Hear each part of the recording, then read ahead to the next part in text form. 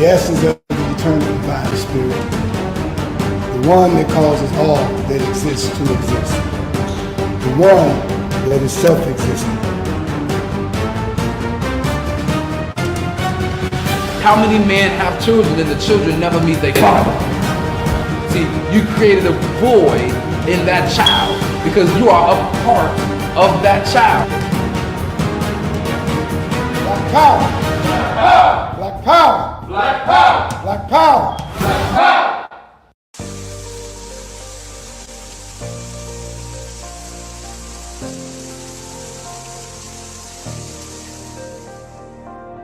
Are you feeling fatigued and can barely make it through the day without some type of caffeine?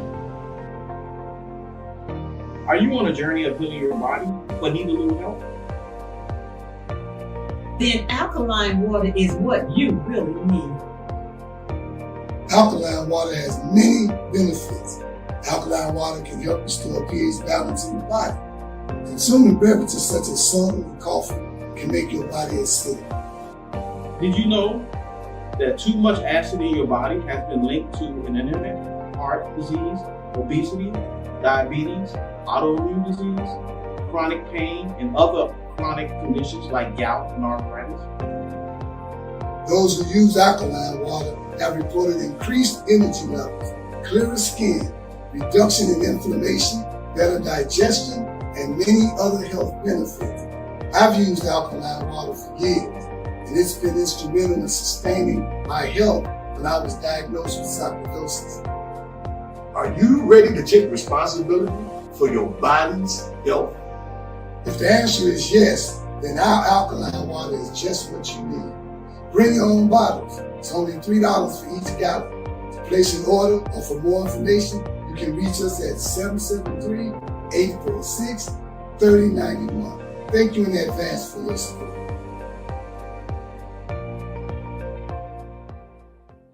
Hi, my name is Sister Ebony Stevenson. I am your announcer for today. Welcome to the TOMA Nation's weekly Sunday worship service from 12 p.m. to 2 p.m. every Sunday at 616 East 71st Street here in Chicago, Illinois, and also live on Facebook. If you would like more information, you can reach us at www.facebook.com/TOMANation2 or give us a call at 773-952-8302. Now I am going to recite our opening. In the name of the eternal divine spirit, the one that causes all that exists to exist, the one that is self-existent, the one who directs the sunships of millions and trillions of years, and the one who made time the seed of the universe, known among the ancient Kemites or Egyptians as Amun-Ra and Aton, among the Hebrews as Ansar, Yahweh, and Elohim, among the Christians as Lord, God, and Jehovah, among the Muslims and Islamic world as Allah, the one God, among the Rastafarians as Jah, Rastafari, among the Yoruba tribes of West Africa as Odumare, Eshu, and many other Orisha names. I bear witness that all of these names refer to the same one, Almighty Spirit, and it is to that essence which I give reverence and to whom I submit.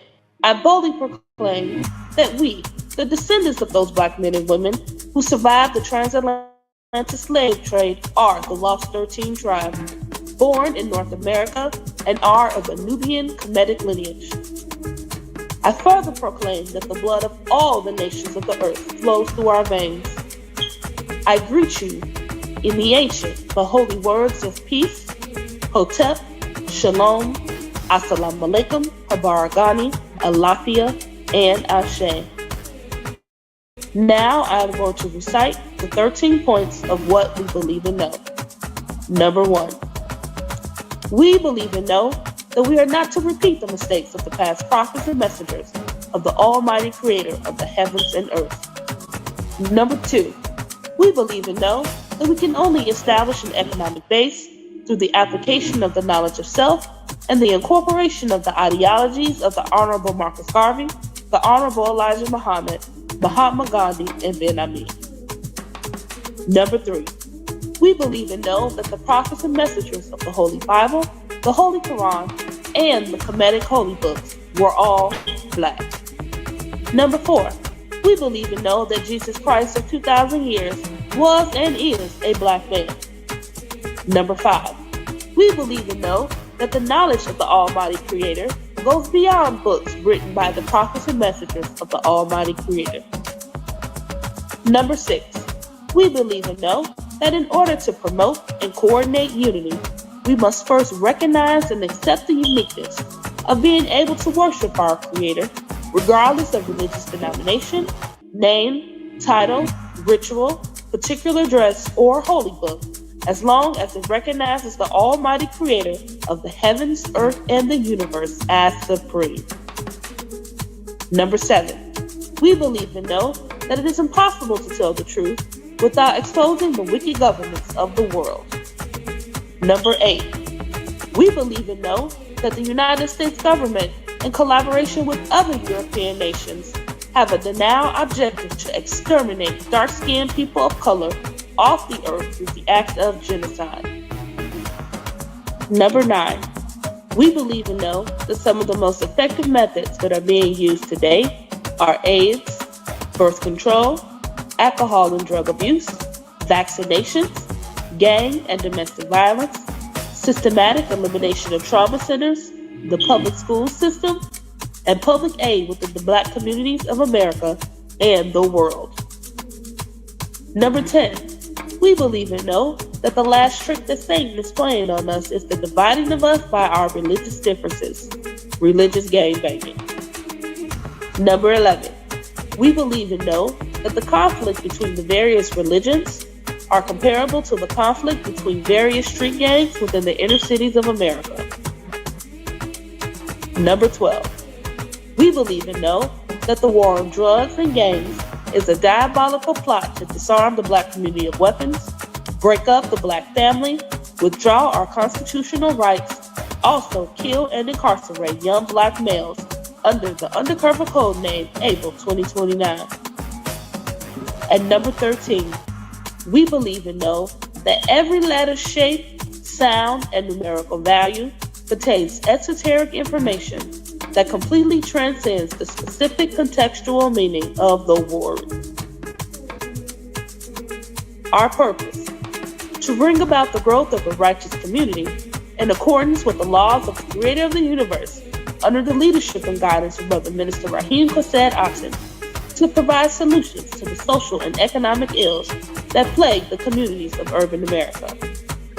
Our goal: to re-educate and retrain youth and young adults to develop positive moral values as an alternative to delinquent behaviors, because you can't rebuild a community and not rebuild the minds of the residents of the community to meet the responsibilities of maintaining the community's image.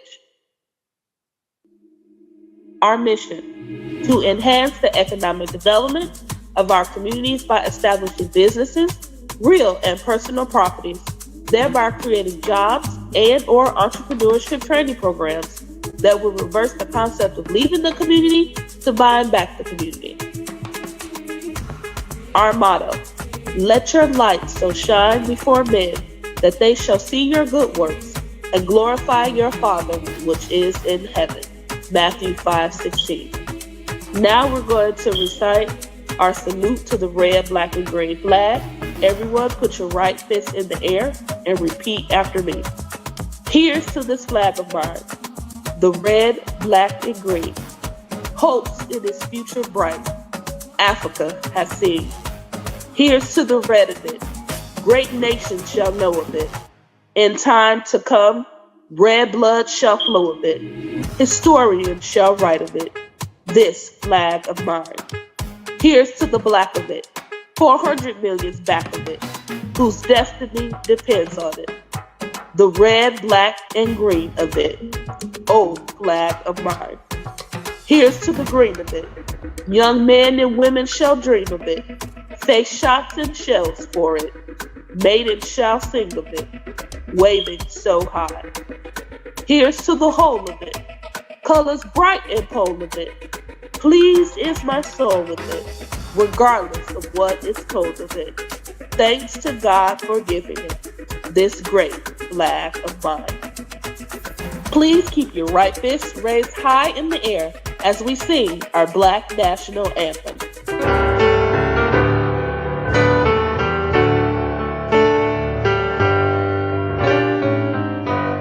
Lift every voice and sing till earth and heaven ring with the harmonies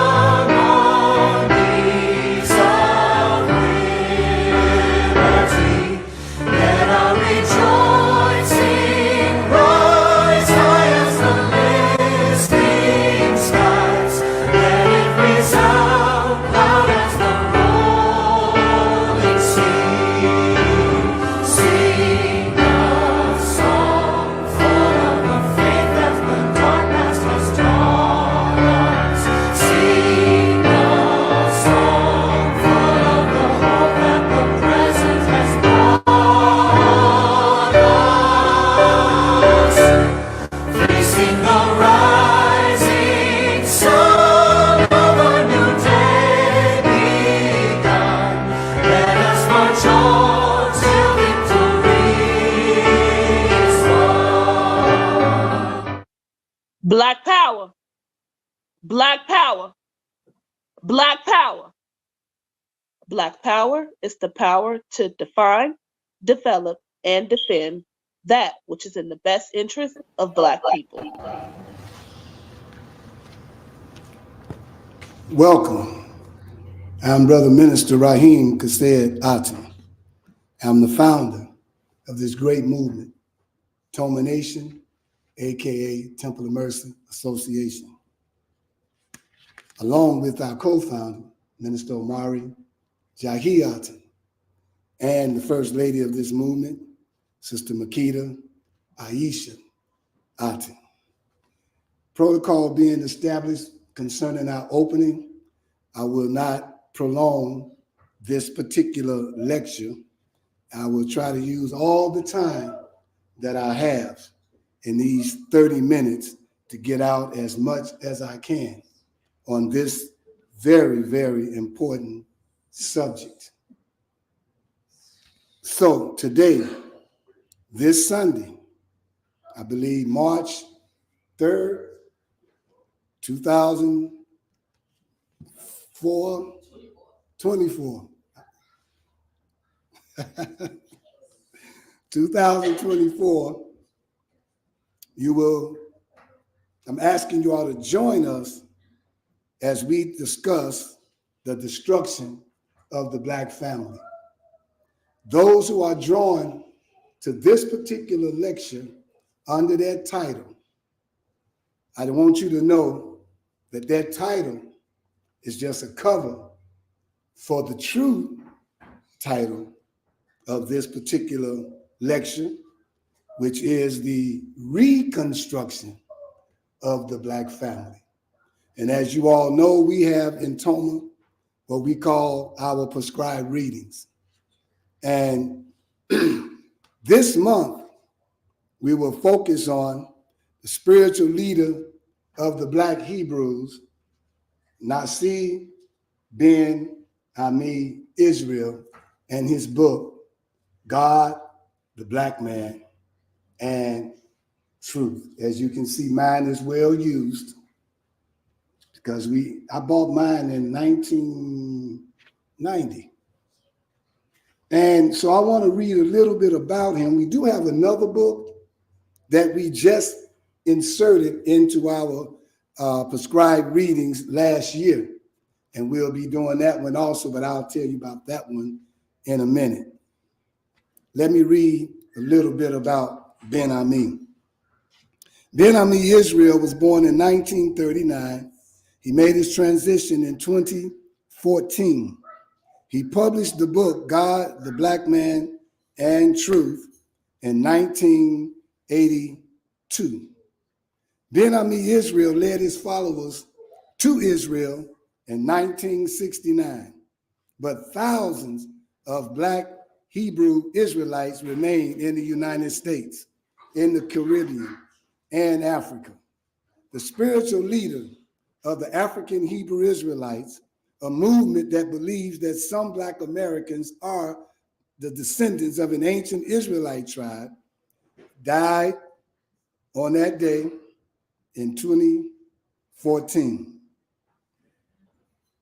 It was on a Saturday. He was 75 years old, and his government name is Ben Carter. He's from Chicago, Illinois, and he maintained that Black Americans were descendants of the biblical tribe of Judah. He said they migrated to West Africa after the destruction of the Jewish temple in Jerusalem in 70 AD and were eventually sold as slaves to the United States. In 1966, Ben Ami had a vision that the angel Gabriel told him to return to the Holy Land by way in which we came.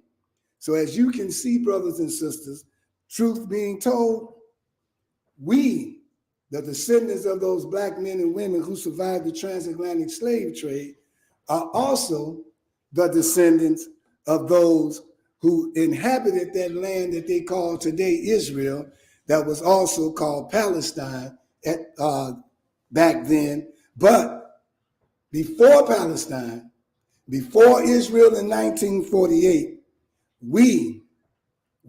us, Black people, inhabited that land that they call Israel today. That is the land that was promised to us in the Holy Bible. So what he did when he got that vision, he gathered a few hundred followers, mainly from Chicago, and led them to Liberia. That was their first stop, Liberia. And then a lot of people didn't go further with him to Israel because they said, wow, they can't make it. It was too much for them. They had to start from scratch and learning how to be back on that level of civilization that they're used to, like toilets and bathrooms. Well, that's the same thing, you know, living rooms, dining rooms, refrigerators, stoves, and all that. They didn't have none of that when they made it to TOMA. But the few that went back from Liberia, they went back to Chicago. All right. So you're going to always have some to start with you, and then some, they never make it to the end or to that promise. So they moved to Israel in 1969, settled in TOMA, a poverty-stricken place in southern Negev, N-E-G-E-V, desert. All right. Ben Ami's love for the land of Israel remained constant throughout his life, from the initial awakening to his Hebraic roots. But Israel didn't know what to make of their newcomers. Now, that group had the nerve to consider them newcomers when they actually, and we actually are the true inhabitants. See, let me get this straight. Everywhere that most of our people, Pan-Africanists, Hebrews, Moors, or whatnot, we inhabited this whole planet, and we were Black. And each one of us had our own individual way of recognizing a higher power, knowing that it was that higher power that was responsible for their very existence. So I'm here to say that today we should not be arguing over who we are. Are we Watusis from Zimbabwe or something? Or are we some kind of, any of those names that we consider as our religion? And please don't say Christianity, because Christianity was not a religion. It never was a religion. You can read the Bible and not be a Christian. In the Bible, it says Paul went to a place called Antioch. And in Antioch, he called the people in Antioch Christians. Jesus did not call himself a Christian. So when we talk about religions, I'm sorry, Christians, Islam, Judaism, and any other of those religions, the reality is that Christianity does not fit among that group because there are no Christians. I know y'all don't like those kind of truths, but I have to tell it. So now, closest that Christians can come to getting back to their true religion from where they're coming from, the Bible, the Torah, and the New Testament would be for Christians to become Hebrews. I know y'all don't get it, but out there you might not get it, but in here I'm sure we get it. Israel in 69 did not welcome Ben-Ami, and they adopted the African style of dress, which was truly the Hebrew style of dress, and that government was unsure where they fit under the country's law of return, which gives citizenship to almost any Jew who requested. The group refused to convert to Judaism, even though it would have entitled them to citizenship. They considered themselves the true Jews of ancient Israel, and they followed a lifestyle they said was based on the Torah and Israel's teachings. But it did not have the traditional rabbinical interpretations. Many of the group dressed in colorful, self-made clothes. They practiced polygamy. They shunned birth control, refrained from eating meat, dairy products, eggs, and sugar. The group has thousands more members in the U.S. All right, now I'm going to stop there. I may come back later, but I want to say this. When Ben-Ami Israel took his members from Chicago to Dimona, the Jews there did not accept them. They didn't put it in this article. This is a newspaper article. But the real reason why the Jews did not accept them is because Ben-Ami was calling themselves the chosen people of God. And you know what the Jews think they are, right? The chosen people of God. So that was the real clash. If they'd have came as just regular Hebrews and settled in, didn't say nothing and started boasting that they the chosen people, they probably wouldn't have had that problem. But they came saying, we are the chosen people of God, and y'all are phony. Y'all frauds. Right away, they went at them. All right, the whole government came at them many times. They had standoffs between the government's military and their group. So they went through a lot. Just so you all can be a little bit familiar with who those people were, they have, or had, but it still bears the same name, a restaurant here in Chicago called Soul Veg, right over there on 75th. Reason I say had, because Ben-Ami had an ambassador by the name of Prince Asiel Ben Israel. And Prince Asiel went from Dimona to Chicago and all throughout the United States as an ambassador representing his state called Dimona over in Israel.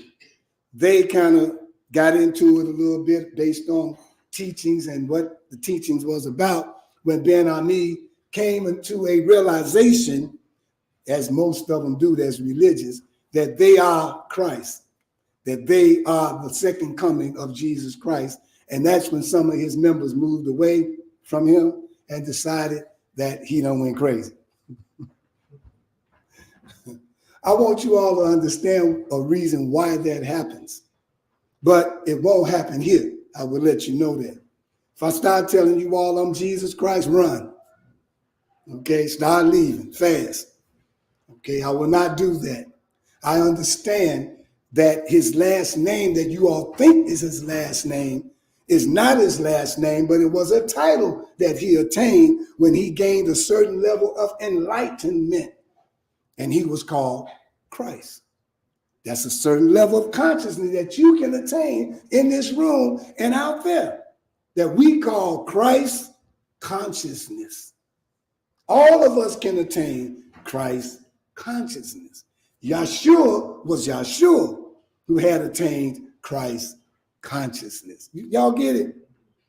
So you don't become Jesus. No, that's him. You become Christ conscious. And then your name changes.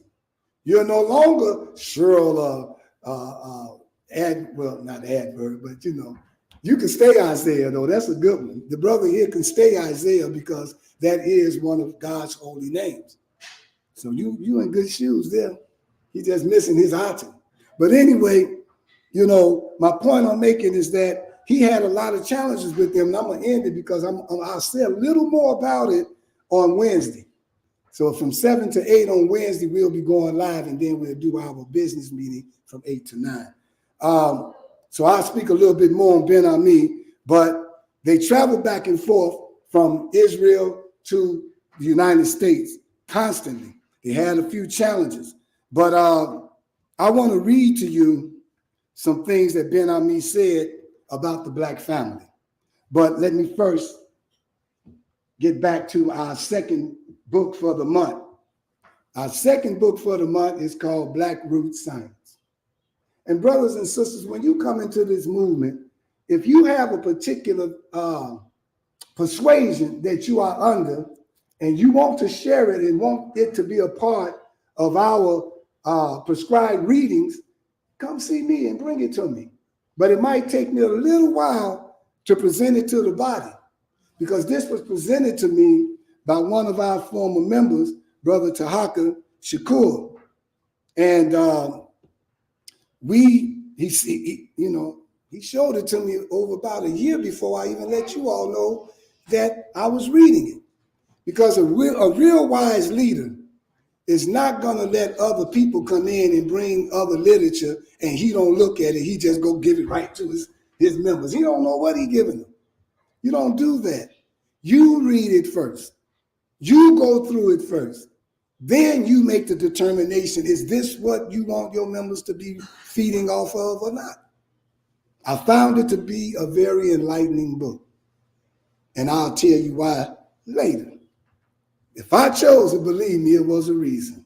So now, I'm going to read to you what Ben Ami wrote in God, the Black Man in Truth. And dealing with the destruction of our family, we know all the many different ways that they are destroying family.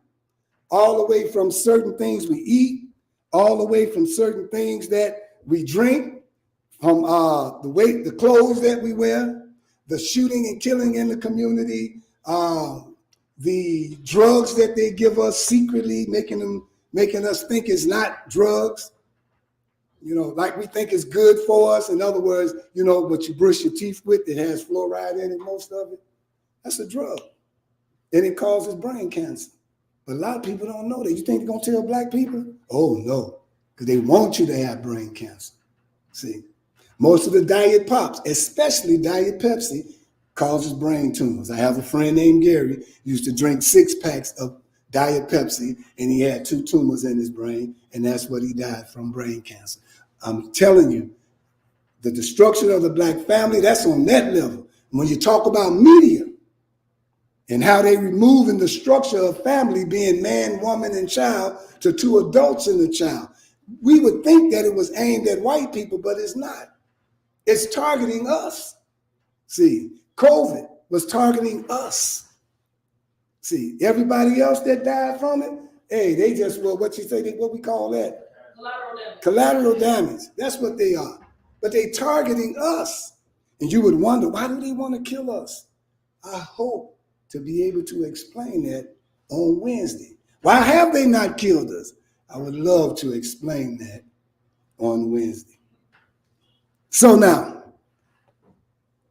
one of the things we must do in order to get back on the level of the gods that we are as a black race is we must mend the black family structure. And he says that's going to involve much more than we can imagine, considering the state of things today. Whether we acknowledge or not, most families are in serious trouble. Mounting divorce, premarital sex, drugs, unwed motherhood. No family has escaped. The only question is how deep the pain, how much the suffering.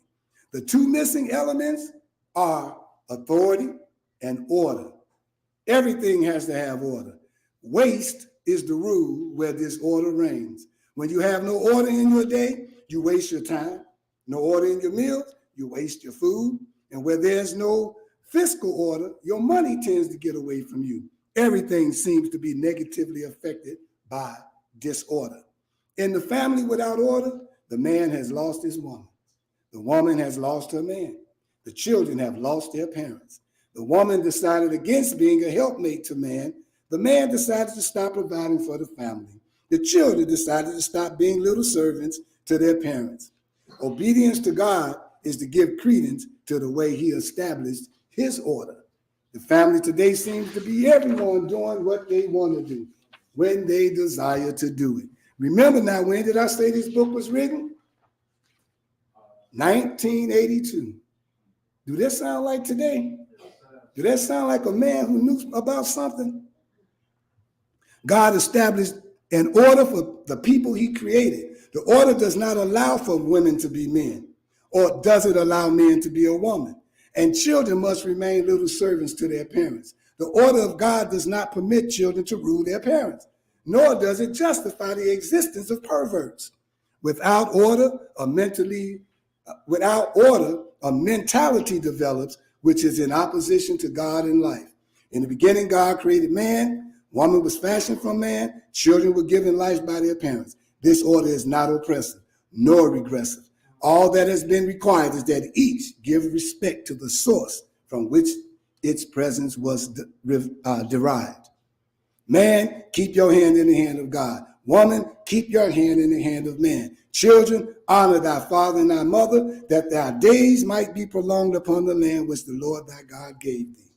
To respect God's order is to live. To violate that order is to cause chaos. God, in giving the woman to man, was establishing an order. Woman was made the feminine part of man. There was no need of conflict, only understanding. As man was made of God, she was made of female gods. When man is made a king, she is made a queen. When man is made a prince, woman is made a princess. Every height, every place, she was always there, for she was him. But God, knowing all things, established order to prevent confusion. Authority has always been shared with the woman. God revealed this order because woman had to know that to destroy her man was to destroy herself, for she would lose the source of her being. See, and this is why I say one of the main challenges we got is when black man turned his back from God, the woman turned from him. Because he had direct connection to God, she had her connection through him. So if he was a man of God, she was drawn to him. This answers the question why they say there's more women in church than men. Why are they drawn to that man who says he has God in him? Because she's drawn to God, but through him. He's drawn to God direct. So when he turned his back on God, his woman turned her back on him and kept going. And now what we got to do in reverse to reconstruct that? Man, come back to God. Woman, in return, will come back to man. But she have to submit to becoming a godly woman if she fell away from that. If not, it's going to be problems. All right?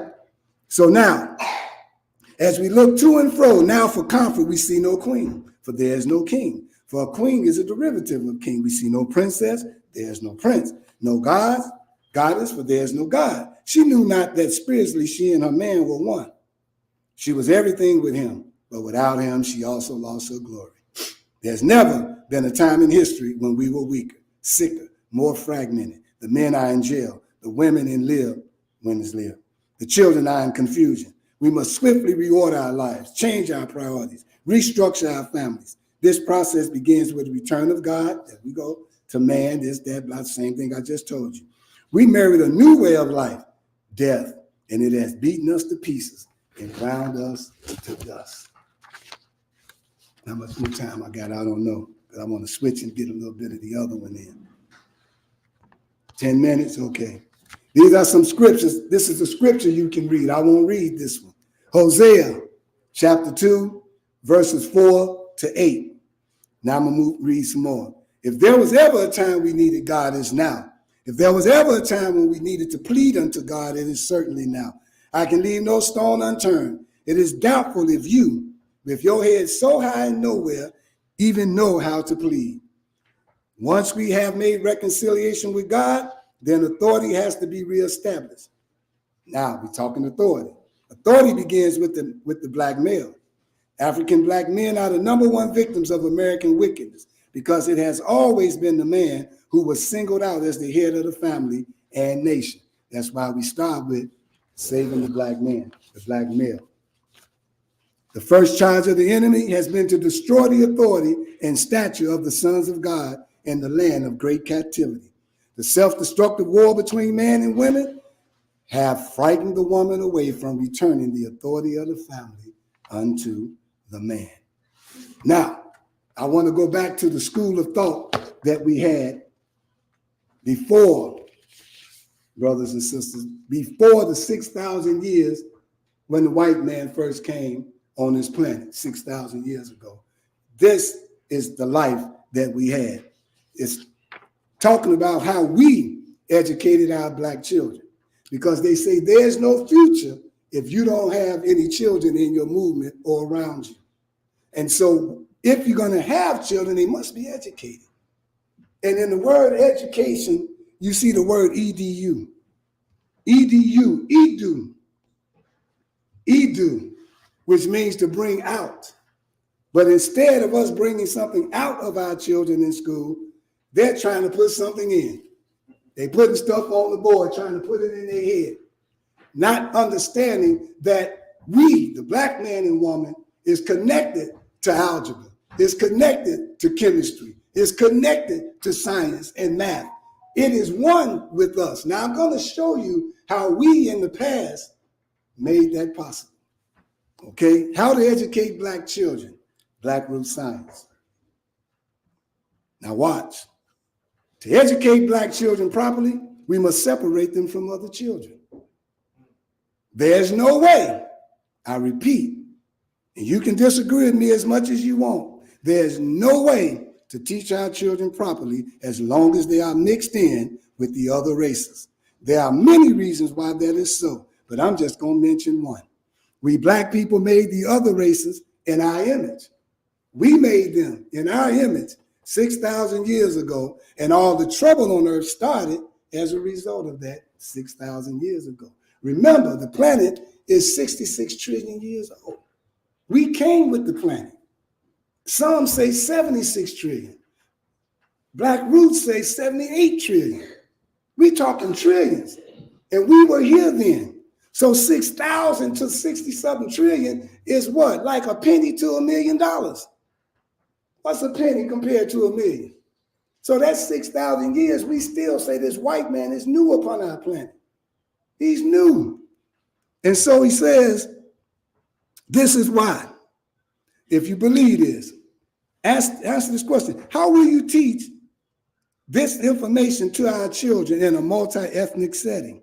How will the other parents let you teach it in their school? This is why this big fight. You may say, well, I just want to teach them the principles of ancient science and mathematics. Well, these principles are based on the fact that God is a black person, and all other people were made in his or her image. They involve rituals whose foundation is that we do not study science and mathematics, but we manifest it on earth. Big difference. We don't study it, we manifest it. Made human beings can only study what has been made or created. You get it? But creators, which we are, on the other hand, can only manifest the principles of creation because these principles originate from within them. These two modes of learning are worlds apart and 180 degrees opposite each other. That's why our children can't learn, because they give us books. Now, if you look at all of the inventions that black people made, this came from them being creators. And 99% of everything that's on this planet was invented by us. Invented by us, but they don't want their children to know that. That's why they are afraid to even teach the true black history in the schools, because they're wondering how it's going to affect the white students and the other multiracial students out there. So how are we going to teach them that? How are we going to teach our children and we got to tell them the truth and they got to sit there and feel uncomfortable? So we got to separate them. And look at all those inventions. And we even invented more than what's on that list that you see. You ain't even heard the inventions that was made in the 2000s. Some more being made now. They need us. That's why they won't kill us off wholesale, because all of the information and the creative thought came from us and still flows through us. Without us, they can't even go forward, because we are the creators of what you see. Now, eventually in Black Root Science, it breaks it down how we are actually the creators of everything on the planet, and it shows you how. So, what happened, because Ben Ami knew all this, we had Marcus Garvey. He knew that. He separated them, had their own education system, and they got rid of him. Then you had Noble Drew Ali. He separated them, even separated the girls from the boys at a certain point so that he can keep the attention of the boys and the girls separate. Elijah Muhammad had the same understanding. Ben Ami, same understanding. Separate. Yahweh ben Yahweh, separate. Imam Isa, separate. Minister Rahim, separate. Just telling you like it is. Because see, what I'm finna go into now, hopefully I can give it all to you on Facebook and YouTube, how to teach children some of this ancient knowledge of science and math and all of this. Let's check it out. All important knowledge in ancient times were taught in the form of rituals. We have a ritual for every important aspect of life, just as modernists today in school got a textbook for every important subject. See the difference? The ritual is personal. You go through it and experience math and science, whereas they have to go through a book. See?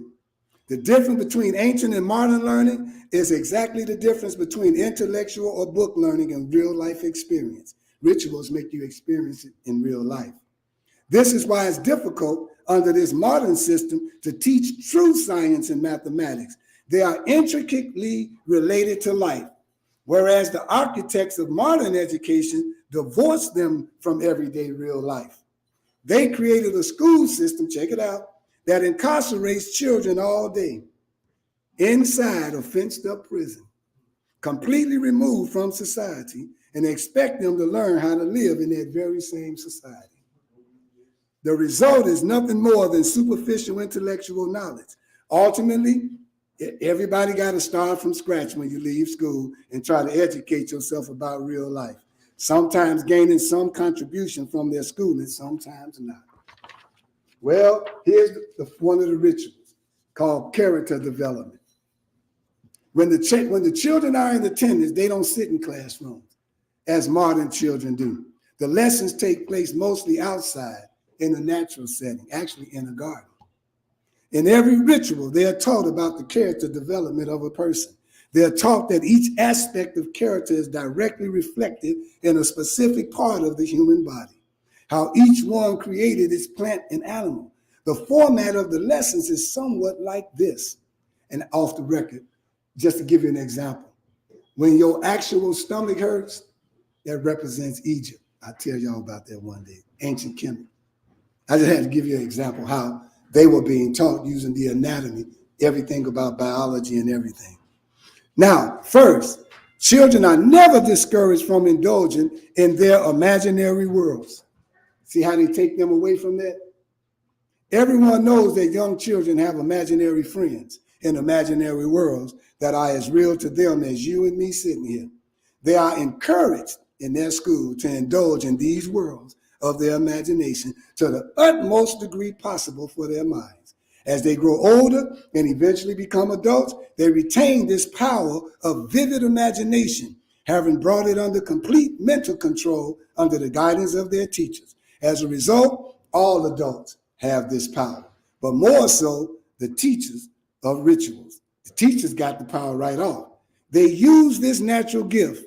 To us, it's a natural gift. To the modern people, it's a curse that they just abuse their children. In other words, they give you something and your attention span is not right. See, then they give you some drug. You know, they put all this in your imagination, a big, fat, dusty, stinking Santa Claus, right? Then they put this Easter bunny laying eggs and some bunny rabbit with some big ears walking through the garden, dealing with their imagination. Joining us for our weekly Sunday. We invite you and your family to join us live every Sunday at 616 East 71st Street at our new time from 12:30 to 1:30 p.m. and on Facebook from 12:30 to 1 p.m. If you have enjoyed what you have heard, please feel free to support us with a monetary gift on Cash App at $TOMANATION. Once again, that's $TOMANATION.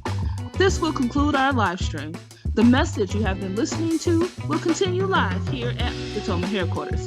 We thank you, Black family. See you next Sunday. Black Power. This is the eternal divine spirit, the one that causes all that exists to exist, the one that is self-existent.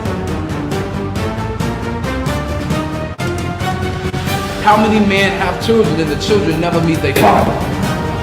See, you created a void in that child because you are a part of that child. Black power!